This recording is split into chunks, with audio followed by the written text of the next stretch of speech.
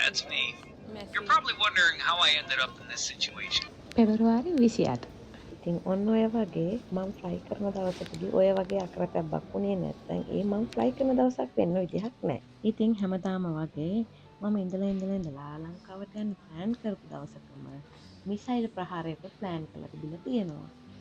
ඉතින් මම මේ විදිහට පැරිස් වලින් ලංකාවට එන්න පිටත් වෙලා මේ රටවල් වලින් රිංග හරියට යන්නෙත් නැතුව මිනිස් මන්දිහා බලනවා අමුතු සත්වෙක් වගේ. ඉතින් කොහොම හරි මෙහෙම පැනලා ඉක්මනට ගියාට අන්තිමට මට ගිය පයින්ම හැරිලා එන්න වෙනවා. ඉතින් ඔන්න ඕක තමයි දැන් මේ දවස්වල ලංකාවට යන අයට හෝ ගල්ෆ් හරහා වෙන රටවල් වල යන අයට තියෙන තත්ත්වය. මම මේක රෙකෝඩ් කරන දවස වෙනකොටත් 29 වෙනිදා මාර්ච් 29ත් මම දන්න කියන කෙනෙක් ඩුබායි වලට ගිහින් ලංකාවට එන්න ගිය කෙනෙක්ගේ ෆ්ලයිට් එක කැන්සල්. එයා යනකම් චෙක් කරලත් නැහැ. ඒ හින්දා මේ දවස්වල ෆ්ලයි කරනවා නම් හුඟා පරිස්සම් වෙන්න.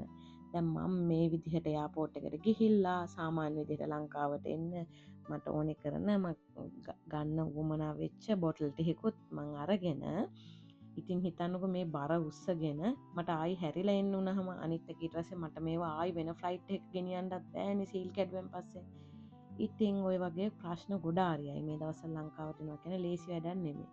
මම පාන්දර 4ට නැගිය 4ටත් කලින් වගේ නැගිටලා උදේ 8 මාට තියෙන ෆ්ලයිට් එකට මේ වේලාසන එයාපෝට් එකට ඇවිල්ලා මේ ඔක්කොම දේවල් කරගෙන අපි එක මීල් එකකුත් අරගෙන ටිකක් වෙලා යනකොට මට ඇහෙනවා මේ මට ඇහුණා මුලින්ම මෙහෙම කියනවා මම මේ කතාවලට ඇවිල්ලා එන්න ෆස්ට් ටයිම් යන්නේ ඒක ශ්‍රී ලංකන් එයාර්ලයින් ඔපරේටඩ් බයි ඉතින් මෙහෙම කටායක වහලා කියලා මම ඒක එච්චර ගණන් ගන්න නැහැ මේ වගේ දේවල් මට මේ විදිහ දෙයක් වෙලා නැහැ ඌට වඩා කරදර සෑහෙන වෙලා තියෙනවා මේ වගේ දෙයක් වෙලා නැති හින්දා මම ඒක එච්චර කනකට ගත්තේ නැහැ මෙන්න කාලා බීලා ඉවරලා මම හොඳ නිින්දක් දාන්න යනකොට මෙන්න පැරිස් ඉඳන් ඉටලි වලට හරියට එනකොට රෝම් වලටත් කලින්ම ෆ්ලයිට් එක හරවගෙන යන්න පිටත් වෙනවා හැබැයි කිසිම කලබලයක් තිබුණේ නැහැ ෆ්ලයිට් එක ඇතුළෙත් හැමෝම හරිම සාමකාමීව හිටිය හින්දා මට ඒක මුලදී තේරුන්නේ නැහැ මෙහෙම ට්‍රබල් එකක් තියෙන්නේ මේ විදිහට හැරිගෙන යනවායි කියලා